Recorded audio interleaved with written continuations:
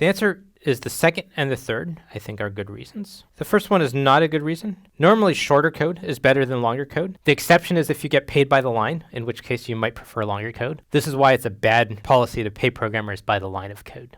The second reason, errors are actually a good thing. We much prefer to get an error than to get unexpected behavior. In this case, well, if we used the wrong name, we probably would have got the behavior we wanted. But in general, we want to program defensively, under the belief that usually it's better to get an error than to get an incorrect result. Of course, this depends a lot on what we're doing, and often it may be better to write code in such a way that the program survives and keeps going instead of stopping with an error. So this is only usually true, but it's always a good idea to program defensively.